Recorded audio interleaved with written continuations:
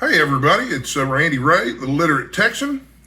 Yesterday I posted a video where I set a goal to read 1,000 pages in one day. Here's how I came up with that number, by the way. I figure there's 16 hours in a waking day, and I read between 60 and 90 pages per hour. So 60 times 16 is 960. The extra 40 pages is because I was reading, at least for part of the challenge, Happy Place by Emily Henry, which is a really light read. When it comes to stuff like Emily Henry, I veer closer to that 90 pages per hour number. So the problem is that in a 16-hour day, I don't get to spend all 16 hours reading. And apparently my attention span is such that I'm not really able to spend 16 hours straight reading, even if I'm taking a 5-minute break every half an hour or a 10-minute break every hour. So the first thing I did after making the video yesterday was sit down and finish reading Happy Place by Emily Henry, which means I have now read all of Emily Henry's published novels. My daughter also shares that distinction. But after that, I got a little distracted because I thought, well, I finished this book as 117 pages to finish the book, so I deserve a little bit of a break. I'm going to watch a little bit of YouTube. So I watched some of my BookTube friends. I always intend to spend about 15 minutes watching BookTube, but I always wind up spending at least 45 minutes or an hour. And that's how it sort of wound up yesterday.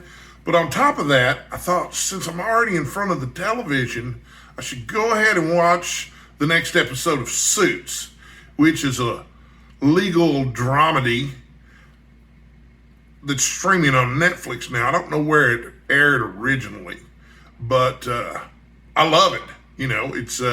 It's cheesy TV and it's lowest common denominator kind of stuff, but I just can't get enough of it. So that took up quite a bit of time. So now, I'm going to have to make up double time. But then I started reading, and I left it in the other room. I started reading French Braid by Anne Tyler, which so far is wonderful. I'm 174 pages into it. And that's how much I read yesterday. 117 pages of Happy Place, which was 385 pages long. So I finished it. And then I read 174 pages of French Braid by Anne Tyler. So that's 291 pages in a day on a Saturday. That's not bad. I'm not unhappy about that. It was just something fun to make a video about and talk about. I'm not really locked into this toxic productivity thing where I measure my worth as a person or even as a reader by how many pages I get read. Mostly, I just wanted an excuse to relax yesterday. And since I wasn't feeling well, I did take a 3-hour nap yesterday afternoon. So, if you know any other cancer patients, you've probably heard this, but I did not know it was humanly possible to be as tired as I am a lot of the time. So 291 pages in a day, I consider that a big success, man.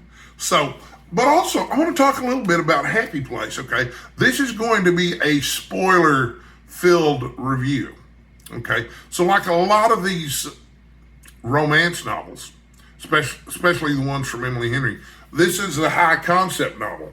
And the idea is that a group of friends have gotten together every year for, 10 or 15 years, something like that, at a vacation house in Maine.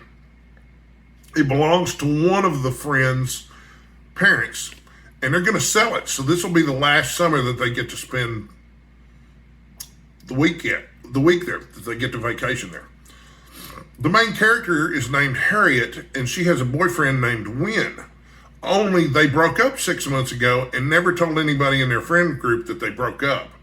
Since this is the last time they get to spend this time with their friends at this very special place, they're going to pretend that they're still together so as not to ruin the good time for everybody else that's there. So what could possibly go wrong, right? And with a premise like that, you kind of know how it's going to end up. Obviously they're going to get back together. So, the book's trucking along. One of the first things I noticed about this particular book compared to Emily Henry's other books, this isn't funny. Generally speaking, I would describe her books as romantic comedies.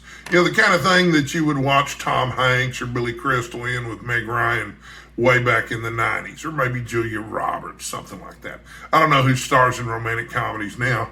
I'm not sure that they even really make romantic comedies anymore. They're rarer than hen's teeth because, you got to make room for all the superhero movies at the theater, I guess. So anyway, my big problem was during the final act. And like I said, I'm going to spoil the plot here. So, if you're planning to read this book and you don't want to be spoiled, you should either fast forward past this part or just go ahead and turn the video off. But so in the final third of the book, the main character, Harriet, has spent years working on becoming a brain surgeon. So she's really smart. And she's doing her residency. And, this kind of college costs a lot of money. But her boyfriend has moved to Montana, and he's building furniture, and he's selling it for lots of money. But until the final third of the book, you don't know that Harriet, as one of her hobbies, likes to do pottery. And so she eventually decides to give up her dream or her goal of becoming a brain surgeon to make pottery in Montana with the boyfriend. Now that's just terribly unrealistic. That's more unrealistic than any fantasy novel I've read all year long. It's just, first of all, and it also came out of nowhere. It wasn't like we knew about her obsession with or passion for pottery from the very beginning of the book. Also, and I guess you could justify it by saying that she's decided to set her goals aside so that she can, go be with Wynn. But that's even worse too, because it's like, she's got to sublimate her career goals so that she can be with this guy. Anyway, the book fell flat for me. I enjoyed it in the same kind of breezy way that I enjoy most of her books. And maybe I'm overthinking things a little bit. But my daughter had the same criticisms when we discussed the book.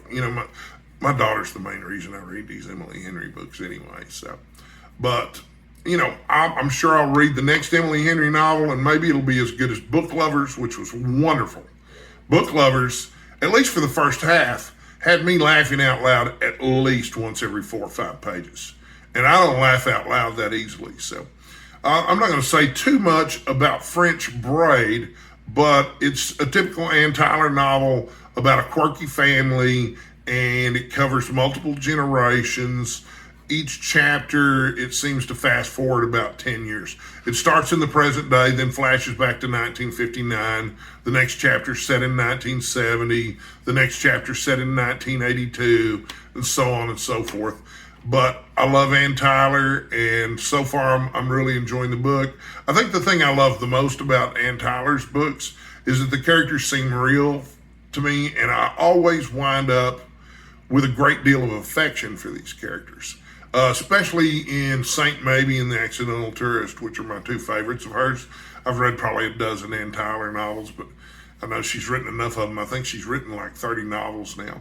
So I won't be posting any other videos today, and I probably won't be responding to comments until tomorrow. I have a special lady friend coming to visit, and I'm going to give her my full attention. Might even turn off my phone. Then again, I may be overly ambitious about that too. Maybe my attention span for her won't be any better than my attention span for reading was yesterday. So if that's the case, then you'll see another video from me today. But anyway, so long story short, I failed at reading 1,000 pages yesterday, but I succeeded at reading 291 pages yesterday, which I consider a great success. And I really enjoyed my day yesterday, which was the whole point anyhow. So, until next time, please stay hydrated. It's still hot out there, but the high today in Texas is only supposed to be 96 degrees. So, it's kind of a cool front around here. Stay hydrated, stay sexy. Thanks for watching.